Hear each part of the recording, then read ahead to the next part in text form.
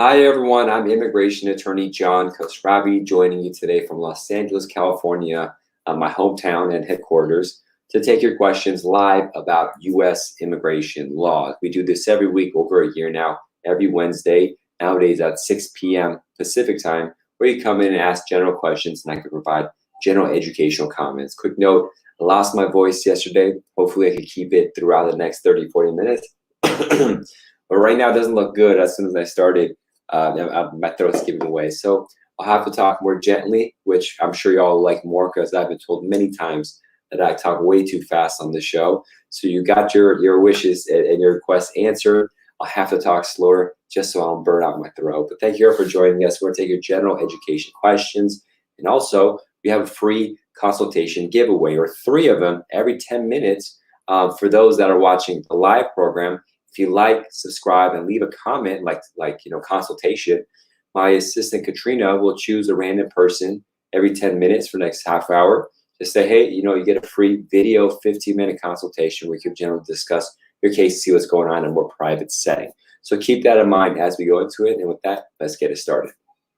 All right, so where should we start until the questions start rolling in, which they are? I want to make note that USCIS has decided to extend the automatic extension period for Form I-751 filings. What does this mean? Well, if you've been married, if you got your green card through marriage, and the green card you got was a 2-year conditional green card, and nearing the 2-year mark, you have to apply for a renewal or an extension of that 2-year green card. Now, the process for this should take 3-4 months, but in reality, it's taking like 1 to 2 years in most cases. And it creates difficulty. So originally, having an expired green card is taking so long, it's difficulty. What USCIS did is they said, we'll give an automatic 18-month extension once you file a Form I-751, so that you will be able to live and work and have proof of residency while the case is pending. But they're taking so much longer that they now upped it to 2 years automatic extension. So that's good, because what would happen before, and for a lot of people who have the case pending, once the 1.5 years comes up, they lose their extension. And then they have to go to USCIS to request an extension stamp, or called added stamp, ADIT. It's a lot of work. It's hard to get, and so they're trying to be helpful. So it's a plus on one side, but it's a negative, meaning they plan on these delays to continue, which is horrible. And you see this actually with the medical checkup. So when you adjust status in the United States, you have to go to a civil surgeon, and they do a checkup on you. And that checkup was usually valid for 2 years. They've increased it temporarily for a 4-year validity. So, that's good. So the case is taking too long. You don't have to do a new medical. But on the other side, why are they doing that? That means they're expecting cases to take much longer than they were. So that's what we're seeing with USCIS. The fiscal year is going to end. The annual year, as the government does, it ends at the end of September. A lot of people who didn't get the diversity visa lottery are going to lose out, unfortunately. But most likely in October, we're going to see a big jump forward in the visa bulletin for those doing employment-based green cards. They may have the opportunity to finally start their case, their green card case, or finish it, actually. With that, let's take some of your questions. I hope y'all could hear me. I'm not yelling and shouting like I usually do. But let's get the next question. User 839 asks, I applied for my wife. It's almost 1 year. How long do you have to wait? Well, I'm not sure where you are when you applied, but if you say you did an I-130, a year wait is not too abnormal. Usually it takes, and it depends on a lot of factors. That's why we need to have a consultation. But if you're a U.S. citizen, the I-130 shouldn't take a year. That's not good. If you're a green card holder applying for a wife, then a year, 2 years is normal right now. If you're doing adjustment of status, about a year is what most places are taking, but it could be longer. It really depends on your type of case, where you are, what you're doing. So I don't know how long you have to wait, because I don't know exactly the specifics of your case. I'd have to know all that information. And if your case is at the embassy already, or if it's adjustment status, there's just not enough information. That's something we have to really sit down and talk about to get a better idea. We have a watcher, Adiza from Ghana. Thank you so much. Really wonderful to talk with you in Ghana, the great East. There's a West African country. I've had coworkers from Ghana before, so very lovely, happy here. Thank you, Adiza. Now, Z asks, hi, John. If I sponsor my brother, will I need an affidavit of support for my brother? If yes, when will I need to file? I'm a U.S. citizen. That's a great question. So this is the F4 preference category, a U.S. citizen filing for their sibling. You initially have to file the Form I-130 petition for alien relative and have your birth certificates and stuff to show that you have the same parents. And then that's going to be approved eventually, maybe take 10 years for them to even review it. But you don't need to do the affidavit of support until the time comes for your brother to start his embassy processing, which is not going to happen for at least 15 years in most cases after you start the case. It could be longer if your brother's from the Philippines or China or somewhere, or Mexico. So when the embassy process, known as consular processing, begins, that's when you need to submit an affidavit of support. I don't know if you start your case or if you're going to start it, but it's not going to happen anytime soon until that time. For now, the affidavit of support and all the requirements are not necessary or involved in the immigration process until consular processing begins. You'll get a message from the National Visa Center, or NVC for short, and they'll give you the login info to go on the website for the government and upload these documents, and that's when you get that started. But thank you for your question, Asia. Mike asks, for K-1 applications, do the couples submit separate letters of intent to marry, or they write just one and both sign the same letter?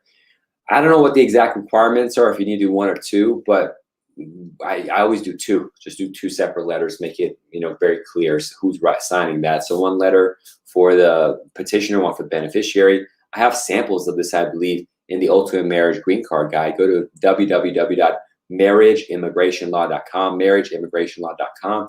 And I think I put samples in the addendum at the end of the ebook that goes over this. And so for those of you looking into fiance visas, marriage visas, all the like, check out the Ultimate Marriage Green Card Guide. We have a lot of good free guidance in there and give you an idea about strategy and what's going on, how things look. Go to marriageimmigrationlaw.com.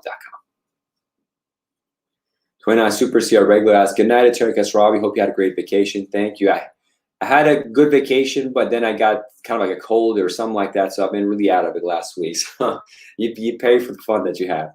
But any recent updates on what USCIS and the State Department are doing to reduce the backlogs at the U.S. embassies and consulates? So unfortunately, nothing worthwhile yet that I've heard that's going to make a difference in any way. Right now, the situation in Afghanistan, you could bet that their hands are full with dealing with that fiasco and trying to help those people. So the priority for everyone else goes down, but nothing that they're doing that I know of to help people stuck in these huge backlogs, unfortunately. But thank you for your question. Hey, Sean, how are you? A good friend of the show, Sean. Good to see you. Hope you're having a good time. I think you're in Thailand having a ball. So definitely we'll be connecting soon.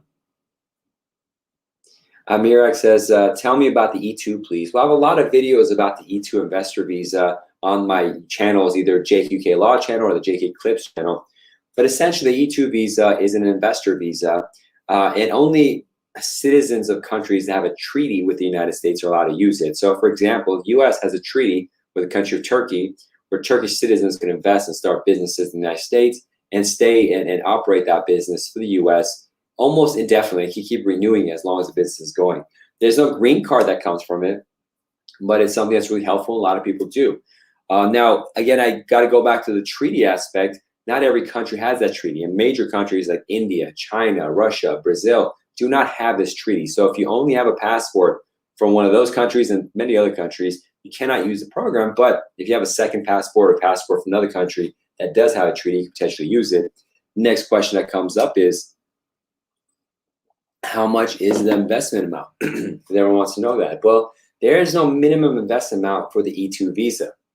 The rule is just you have to invest enough based on your business plan and what you want to do, that it makes sense the amount of money you're doing. So I always tell clients, listen, I mean, I don't really take on E2 cases anymore. I refer to one of my colleagues, but like when I was really active in it, I would say if you're going to create a car factory, you're going to need billions of dollars. So that's that.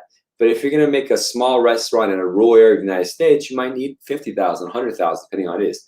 If you're going to make a restaurant in the middle of Beverly Hills, a very expensive place in the U.S., you may need at least $1 million because of the cost and stuff. So it really depends the investment amount of what your business is and what you're trying to do. If you're seriously interested about that, just contact me. I could connect you with my colleague who works on these. But I hope that information helped. C user asks, I got a friend who is still waiting for an N400 interview after citizenship. Biometrics were waived by USCIS. N400 received April 2020. Is mandamus the way to go? I don't think it's the timeline is too late now, a year and 4 months. I would, if you want, you could always file mandamus, say it's going too long. But with the delays happening all over the place, I don't think that's too abnormal to wait a year and like 4 months more. I'd probably wait till the year. Go to USCIS.gov to see what their estimated timelines are for the field office that would be doing the interview, because that's different for every place. But it's up to you. You could always file your Franklin file managers if they want. I'd be hesitant, but I need to know more facts about the case. There might be some complicated issues in the case that require more time. So that's about that. But it's a personal decision if you want to go that far. But I would need to talk with the person to see what's going on. I don't handle the lawsuits myself. I have colleagues do that. But it's a really fact-based and personal decision to file a lawsuit. But thank you for your question. Steve says his case is outside processing times per USCI's processing time for Los Angeles. Yeah, in Los Angeles, I'm getting like citizenship cases done in like 3 months, which is crazy. I haven't had that happen for years. So yeah, a year and more for Los Angeles is bad, but it depends on the case. Like, what country is the person from? What kind of history do they have? You could try contacting USCIS.gov to do a case status request because it's delayed. Sometimes I say contact the local congressperson, but they're not really answering stuff. I have things where I have to contact the congressperson for delays in certain processing or helping expedite, and they're not even responding. And I assume, it's a strong assumption, that because of the situation in Afghanistan, we are having thousands of people make these kind of requests, and they're overwhelmed. So it's a personal decision. They should really have a lawyer talk with in private about this, help them through this step. But thank you for your question. Prakash asked, I applied for a job in Shenzhen country, and yesterday I received from agent legal paper for immigration. Prakash, I only handle U.S. immigration. Shenzhen and China, I believe. I wouldn't be able to help you with Chinese immigration. If they do ask asylum blank space filing, I think what you're referring to is an update that the Trump administration did, where if you filed your asylum case and any of the boxes were left blank. For example, they asked how many children you have, or they asked you to list your children, and you might have no children, so you leave that part blank. They would reject these cases, saying you shouldn't have left stuff blank. You should have wrote NA, not applicable. But the new administration and court cases and stuff have undid that. So for those who are rejected, they could go back and try to fix it. It's fixable anyways. But going forward, that's not a problem. But that's what happens with USCIS. Things go forward, they go backward, they constantly change. It's very difficult to see what's going on. But right now, they're undoing that massive failure of idea that they have. Sears asks, when you file for mandamus, do you get your money back when you win your case? Normally, no one gets their money back when they file a lawsuit. So I wouldn't expect that, practically speaking. Normally, the case is going to be settled or become moot in a way that you're not going to get a win, if you will, because the USCIS might just send you an appointment notice, interview notice, and that fixes the case. All of a sudden, the case becomes without merit, and that's it. You didn't win it. I mean, you did behind the scenes, you did, but they rarely do people get their money back in lawsuits here. So I wouldn't expect that. Hadiza asks, I got documentary qualified. That means they're doing consular processing, or DQ, documentary qualified. And the National Visa Center said their documents are okay. This was in January 5th, 2020, right before the pandemic. Priority date, January 10th, 2020. Why is your priority date and DQ date after? There might be an error there. Your priority date shouldn't be after the documentary qualified date. It would be before. I have not received any correspondence from NBC. How long can we wait? USMC Ghana's location. There's no deadline for this stuff. So, you should contact the National Visa Center to make sure they still have your case. They started sending updates, reminders that they have your case and your documents qualified. You should contact them. But it really depends on the U.S. Embassy in Ghana. Are they processing cases or not? I haven't handled any Guyanese, or that's not Guyanese, Ghanaian cases. So I don't have any updates on that, but you have to see if the embassy is processing. And if they're not accepting cases or processing cases, then, you have to wait. You can maybe file a lawsuit or something, but it depends on the facts. Most likely the embassy is just not scheduling interviews. So it's these massive waits come into play. All right, Terim asks, I have a temporary green card and it expired in November 2019. USCIS gave an 18-month extension. It's expiring. What should I do? I travel internationally. Well, I talked about this, Terim, at the beginning of the show. that USCIS is now giving 24-month extension instead of 18. But what you have to do is schedule an info pass appointment with USCIS. So you go in person, show them your valid passport and proof that you have a case pending and a need for travel, and they'll stamp inside your passport that you have a green card. They made the process for doing this very difficult because you have to call and set an appointment. They made that really difficult. But if you get past that and eventually go to office and get the stamp, that'll be proof of your status for traveling and for work. Ayo asks, what's the difference between the priority date and the receipt date? My I-130 said priority date February 2nd, and my receipt date is March 15th. My I-130 is Nebraska. Any advice? So the processing location doesn't really make that much of a difference. But normally the priority date and the receipt date are the same, that the government received and the priority date is the same. There's some employment-based cases where you could have a priority date that goes before that, when the PERB application started, or when the I-140 was filed. For employment-based cases, I-140 is the priority date. But for the I-130, if you're doing a preference category case, just whatever the priority date is, go to that. But priority dates don't always make a difference. Depends on the case type. But essentially, the receipt date doesn't make a difference. If you need to take a number, a date that makes a difference, for most cases, the priority date, so you can go by that. Bobby asks, hi, John, I'm a U.S. citizen. I just applied for an I-130 for my wife in Iran. I just got my receipt number from California Service Center and made my online account. How long would it take for my wife to come? Unfortunately, Bobby, there's no timeline. It's probably going to take at least 2 years. Hopefully not more, but most likely more. It's very terrible news. All around the world, people are not able to get embassy interviews.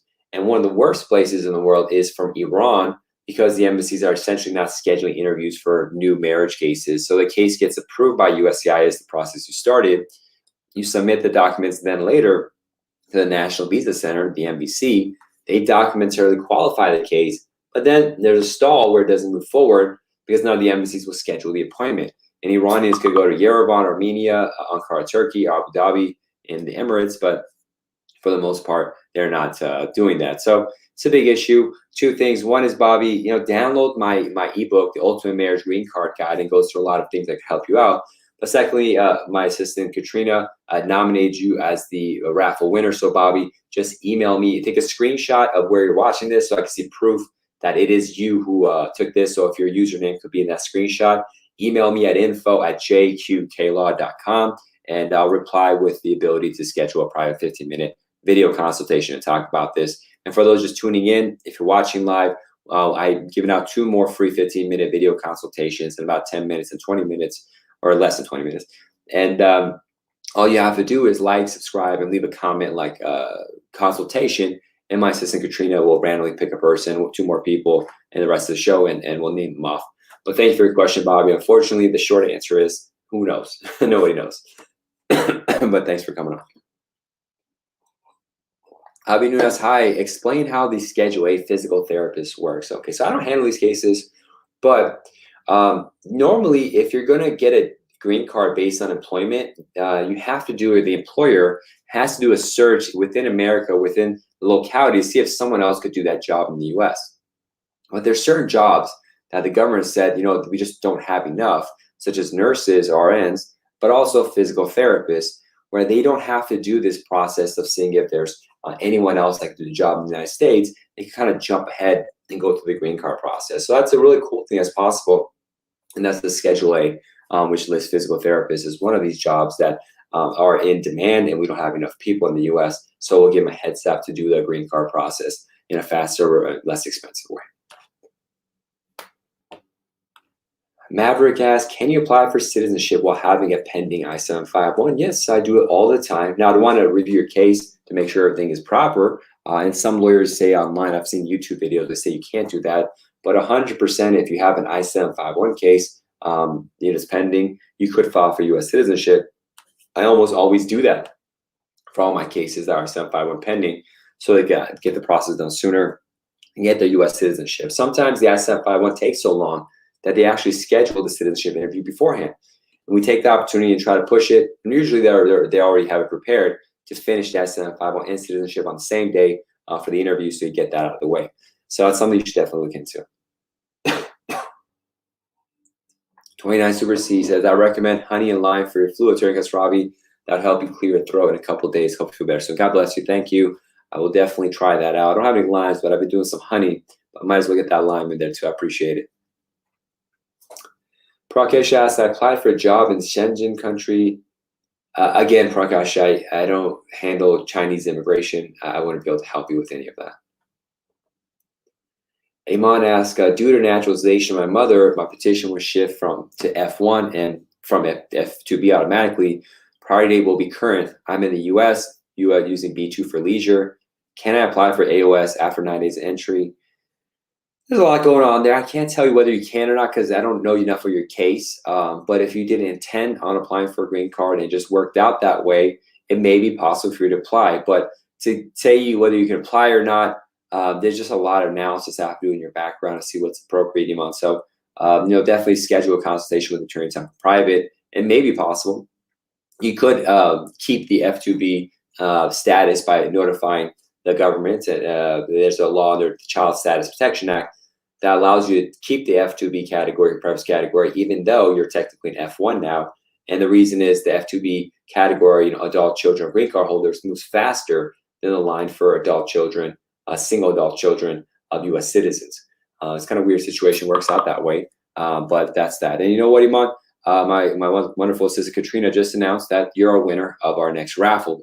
So you know what? Just take a screenshot wherever you're watching this, so I can see your username. I know it's you, and then email my office at info@jqklaw.com, and we'll schedule a private video consultation, 15 minutes, quickly talk about it. If you want to talk more, we have to set up an official consultation. Like 15 minutes, we'll talk about some general stuff that can get you on your way. Just email me with a screenshot showing that's really you. And for those watching live and you're interested, we have one more spot for the free consultation, 15-minute video consultation. Just like, subscribe, and then say consultation in the comments or questions, and my assistant Katrina will name a person. Now, before moving forward, as a reminder, download the Ultimate Marriage Green Card Guide. If you're doing a fiance case, if you're doing a marriage case, this really breaks everything down, has addendums with a ton of information, breakdowns, charts, all this kind of stuff that can really help you out at marriageimmigrationlaw.com, www.marriageimmigrationlaw.com. And with that, let's take the next question. Fidu asks, what about work permit for blank space asylum? All of the blank space issues have temporarily gone, so that shouldn't be an issue for any cases. Masi asks, hi, John. Do you have an estimate of the approval of the work and travel authorization from the date of I-45 filing, F2 application? They're taking 8 to 10 months right now.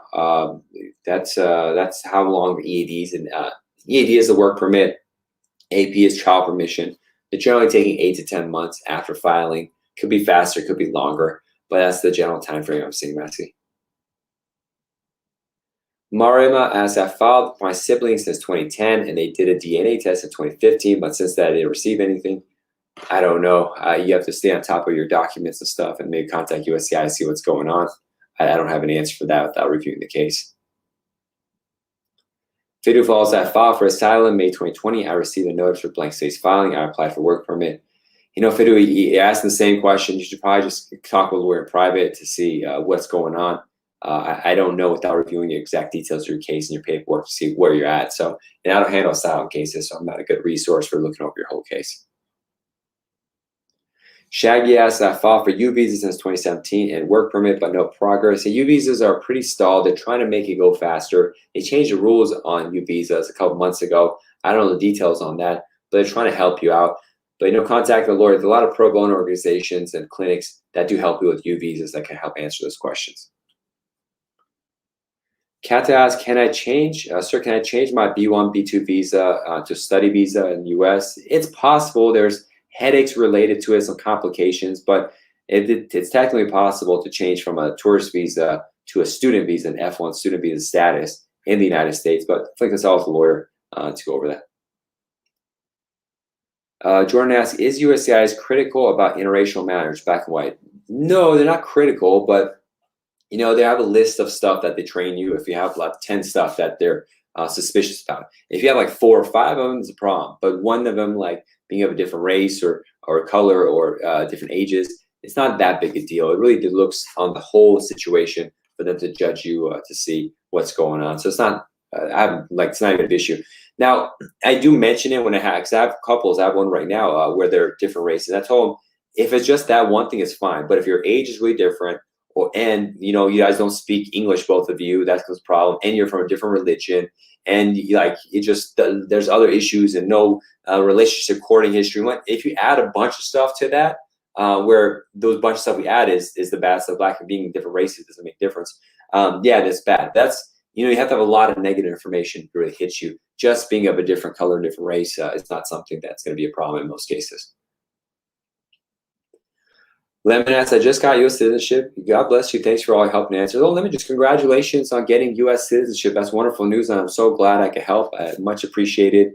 It's good to see people taking this information and it being helpful. That's really what I'm here for. If you have the time, I'd appreciate it if you just put in JQK Law in Google, and on the right-hand side, it'll be Google, my search result for my business, and you can leave a review there. 5 stars would be great. You don't have to say anything. Just type in 5 stars, and that's it. It really helped me out a lot. But more importantly, congratulations on becoming a U.S. citizen. I know it's a big deal. You have to work really hard to do a lot of things to get here. It's like a relief. You're like, okay, finally, it's all done. Now, you may want to file for your parents or siblings, or if you get married, or adult children. That's all possible. It's more immigration work. But at least you're set now. You're an American, and you could relax a little bit. So congratulations. God bless you, Lemon.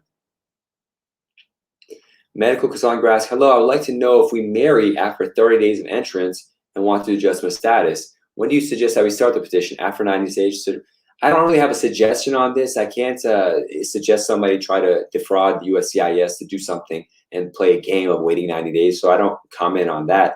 But if you didn't intend on applying for a green card and it works out, it's probably fine. But I don't have to comment on that. Plus, I need more information about the case and the petitioner. So this is just generally not something I comment upon publicly or in consulting with an attorney private.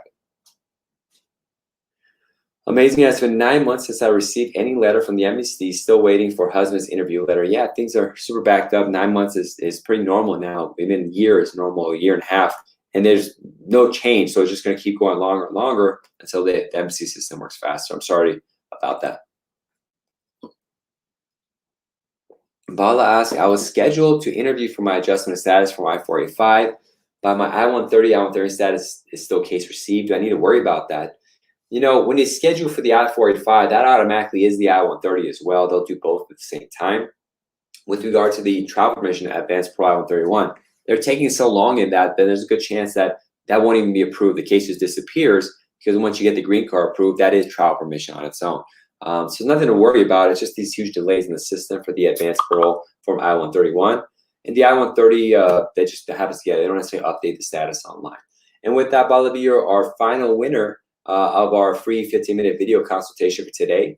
Just take a screenshot of where you're watching this so I can see that it is your username, and email it to me at info@jqqlaw.com, info@jqqlaw.com, and we'll probably do a 15-minute video consultation free just to catch up on these questions in a private setting. Thank you so much for watching the show. Now, as he asks, hi John, I applied for my brother and they sent me a receipt letter saying received your case, and I check online. It says I don't know what the rest of that is. But it's gonna take a long time for USCIS to even look at your case other than giving a receipt. I have brother and sister cases that are 10 years pending. We just got a receipt, nothing else. So that's not too abnormal. But I don't know what the rest of your question says, so it's hard for me to answer exactly what you're looking for. Maverick asks, will having a traffic citation affect green card or citizenship? Very unlikely, but I would need to see what the traffic citation is and what happened exactly. But normally that's not a problem for the case. Audio follows up, how long does it take to get a green card when married to a green card holder and already filed I-130 since February this year? Well, I-130s for green card holder spouses could be anywhere from 6 months to 2 years to complete. And then if you're doing consular processing, there's no answer how long that's going to take with the pandemic and the shutdowns. So it's going to be a while, and there's no answer to that, frankly. No one can give you an honest answer how long it's going to take. It's going to take probably at least 1 or 2 more years at the very least. But go ahead with the question. Edward asks, I sent my I-751 application, USCIS, got my 18-month extension on mail. After 3 weeks, I got a letter that says USCIS reviews my biometrics. Wonderful, so you don't have to do your fingerprint yet. But when I check my status online, it shows a previous update, blah, blah. So The online status that USCIS.gov has is not a reliable system. And just we had a previous person who said they didn't update their I-130. They only update that 60 or 70% of the time. And even that 60 or 70%, they update it incorrectly too. So it's good to have the check. But if you got the paperwork that says this or that, then just go by that. The online system is not guaranteed extra thing that may help to give you an idea of what's going on, but it's not something I rely upon to really check that often. All right, we'll take 2 more questions and we're out. I'm sorry, I didn't think do 2. One last question right here. Now, yes, what if someone's not working? Do they need to file FIN support? Eventually you will when the siblings at the consular processing, but not before that. I talked about this in detail at the beginning of the show. Please catch the video afterwards. Unfortunately, with that, my throat is out. I'll catch you all again next week. God bless. Bye-bye.